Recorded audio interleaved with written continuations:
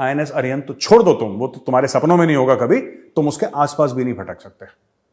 ये जो कारगिल की जंग शुरू हुई थी, नवाज शरीफ को पता ही नहीं था कि Musharraf has started the war. Like it's a very strange thing. The Americans had to tell them कि भाई आपके you are fighting a war and Nawaz Sharif is unaware. I think that India should target the Gwadar port.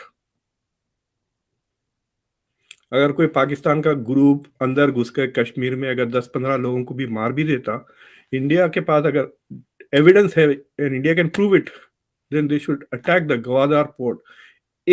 है कि अगर पाकिस्तान ने भारत को छेड़ा, ये यूनाइटेड स्टेट्स ऑफ अमेरिका की रिपोर्ट की बात कर रहा हूं, अगर पाकिस्तान ने आतंकवादी गतिविधि करी या कश्मीर में कहीं और भारत को छेड़ा, तो under prime minister Modi it is very likely, बहुत ऐसे चांसेस हैं कि भारत मिलिटरीली रिस्पॉन्ड करे।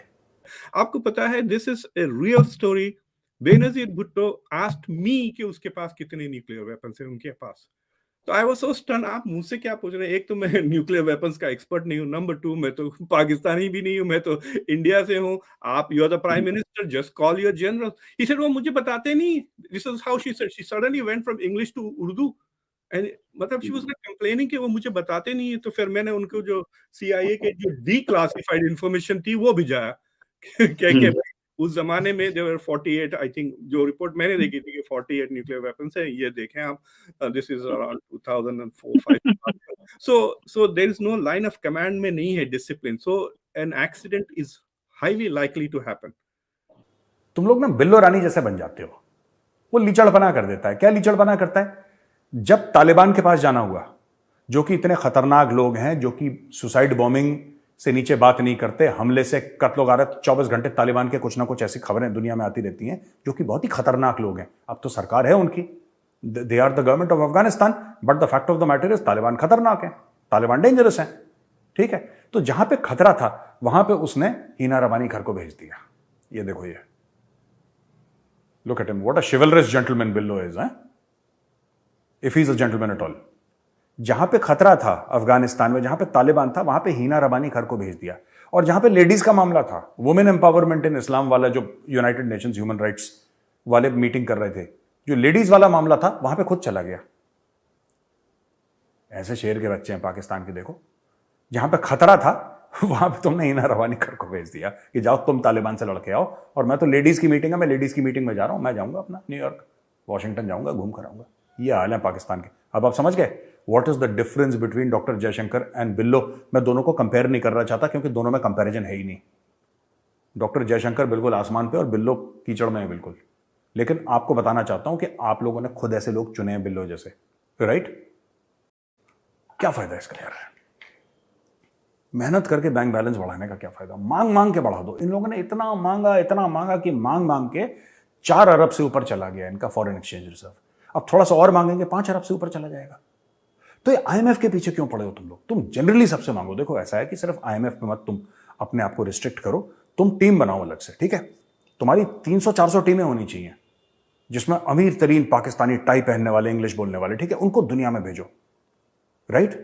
कोई चाइना से भीख मांग रहा है, वो चाइना डेस्क है, एक अलग से स्पेशलिस्ट चाइना डेस्क, वो चाइनीज सीखी है उसने, वो चाइनीज में चाइना से मांग रहा है, वो जापानीज में जापान से मांग रहा है, वो अरेबिक बोल के अरबियों से मांग रहा है, अरबी दे रहे हैं उसको। ठीक है, वो ऑस्ट्रेलियन इंग्लिश में ऑस्ट्रेलिया से पैसे मांग रहा है, कोई न्यूजीलैंड से पैसे मांग रहा है, कोई साउथ अफ्रीका से मांग रहा है। ऐसे आप कई 100 टीमें बनाइए, मैं बता रहा हूं, और हर एक बैंक के ऊपर लगा दीजिए। मैं तो कह रहा हूं स्टेट बैंक ऑफ इंडिया के पीछे भी लगा दो एक टीम, जो उनके हेड ऑफिस के सामने बैठी रहे, और कुछ दे दो। ऐसे करोगे, जो कल जरदारी ने नहीं बोला था कि पाकिस्तान का 100 बिलियन से ऊपर फॉरेन एक्सचेंज हो जाएगा, ऐसी तो होगा तुम्हारा। काम करके थोड़ा ना होगा, काम तो तुम्हें वैसे ही करना नहीं आता। ना तुम काम करके खुश हो, ना तुम मेहनती हो, ना तुम्हारे पास दिमाग है कि तुम दिमाग लगाओ। तुम मांग मांग के, मैं बता रहा हूं, मांग मांग के पाकिस्तान को उस ऊंचाइयों पे ले जाओ जहां जिन्ना ने एक बार सपना देखा था कि मेरा पाकिस्तान, वो देखो, वो टॉप पे होगा मेरा पाकिस्तान। यही बोला था ना जिन्ना ने। वो एक बाबा कौम था, एक बाबा कौम तुम्हारा मेजर गौरव आर्या है। वो पहला बाबा कौम तो चल लिया, ऑफ हो गया। वो दूसरा बाबा कौम बोल रहा है, बेटा मांगो, हर जगह जाके मांगो, मांग मांग के दुनिया की वाट लगा दो। इतना मांगो कि दुनिया की आंख से आंसू निकल जाए, और दुनिया तुम्हें पैसे दे दे और तुम अमीर मुल्क बन जाओ सिर्फ मांग के। बाकी सब छोड़ो, ट्रेड व्रेड तुम्हारे बस का नहीं है, मेहनत, मैन्युफैक्चरिंग। वैसे भी होंडा की भी एक फैक्ट्री थी तुम्हारी, जो फैक्ट्री तो क्या ही थी, वो मैन्युफैक्चरिंग क्या कर रही थी, जो जोड़ ताड़ के जो बेच रही थी बाहर से मांग मंगवा के। उसने भी अपनी फैक्ट्री बोला कि यार थैंक यू, अब ज़्यादा देर नहीं चल पाएगी। टोयोटा शोयोटा सब तो बंद हो गए तुम्हारे, ठीक है। तुम्हारे पास एक ही तरीका है, मांगो, मांग मांग के दुनिया की नाक में दम कर दो। मैं बता रहा हूं, मोदी जी और किसी चीज से ना डरें, लेकिन तुम्हारे कटोरे से यहां पे हर एक भारतवासी डरता है। फेंक के मारो कटोरा बंबई स्टॉक एक्सचेंज में। कुछ गिन्नियां वहां से लो, कुछ दिल्ली से लो, कुछ आपने चेन्नई से लो, कुछ बैंगलोर से लो, कुछ हैदराबाद से लो, कुछ कलकत्ता से, सब मांग के। गो head. I think that India should target the Gwadar port. अगर कोई पाकिस्तान का ग्रुप अंदर घुस कर कश्मीर में अगर 10-15 लोगों को भी मार भी देता, इंडिया के पास अगर एविडेंस है and India can prove it, then they should attack the Gwadar port. एक स्टोन से वो 2 बर्ड्स मार सकते हैं। एक तो एक पाकिस्तान के एसेट्स हर्ट होते हैं, Pakistan gets punish, but also Chinese investments in China on Pakistan and बड़े अफसोस की बात है सर, आप हम पे हमला करने के लिए कह रहे हैं। I think you should stop messing with the border. बहुत ही ज्यादा हो गया। Like इस 2022 में तकरीबन 50+ एपिसोड्स हो गए क्रॉस बॉर्डर एक्टिविटीज। पंजाब में drones, drugs, constantly non stop. अभी पिछले 2 हफ्ते पहले ड्रोन्स शूट डाउन हुआ है coming from Pakistan. So this cross border activity आप ये दूसरी कंट्री से ट्राई करके देख लें, चाइना से ट्राई करके देख लें। ये जो लिटरली ये छवल कहते हैं, पाकिस्तान में एक लफ्ज है छवल। इस तरह की गुंडागर्दी अगर आप मोहल्ले में किसी और के साथ कर लें तो there will be far more serious repercussions, you no.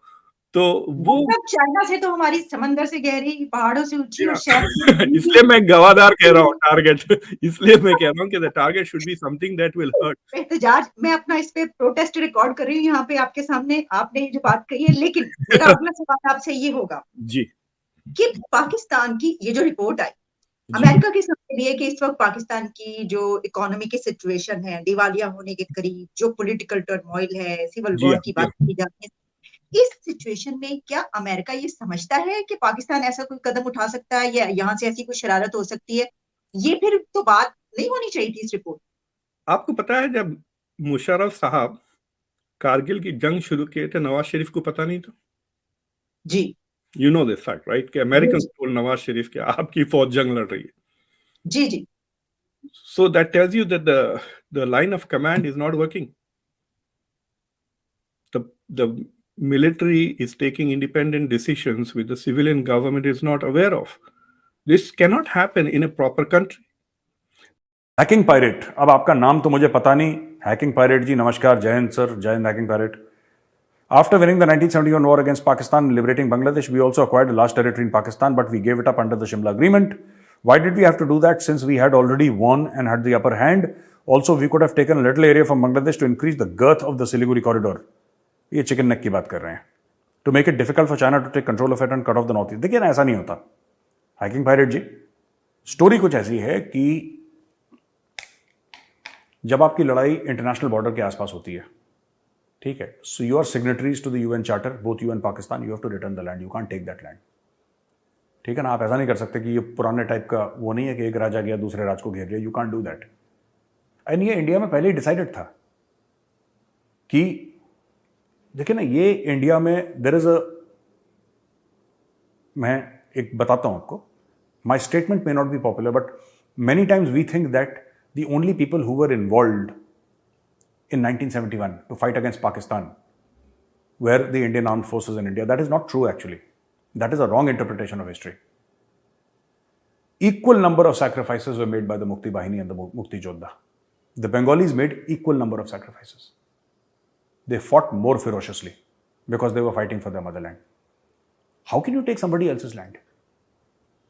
That land, you are saying that why didn't we take Bangladesh? It is not for us to take. Bangladesh belongs to the... How can you take somebody else's land? You can't take somebody else's land. आप समझ रहे हैं मेरी बात? बांग्लादेश जो east Pakistan था, जो बाद में बांग्लादेश बना, that is, you know, legally, ethically, morally, land belonging to the Bengalis. It does not belong to India. It never belonged to India. In the sense that ठीक है, it was part of the Indian whole before partition. वो बात ठीक है आपकी, I agree there. It was part of India. But एक बार partition हो गया, एक बार आपकी जो उस वक्त गवर्नमेंट थी, इंडिया की government, it signed off and said that okay we agree. जब आपकी सरकार ने हाँ बोल दिया, once it has become Pakistan and then that Pakistan, right? Except for Kashmir, except for Gilgit Baltistan, उन एरियाज को हटा दीजिए क्योंकि 1994 का पार्लियामेंट का रेजोल्यूशन है. बाकी तो जो वो जमीन है वो east Pakistan, that belongs to the Bengalis. You can't take this and you can't वो increase the girth of the Siliguri corridor. I don't think that's possible. हाँ, पर ऐसे कई गांव हैं जो भारत में आ गए थे 1971 में, जो लाइन ऑफ कंट्रोल के आसपास के थे. और ऐसे भी लद्दाख में आज भी गांव है जहां पे जो भाषा है वो लद्दाखी नहीं है, वो गिलगिटी बोलते हैं, वो बाल्टी बोलते हैं. वहां पे जो बाल्टी लैंग्वेज है ना, वो बाल्टी लैंग्वेज है वहां पे.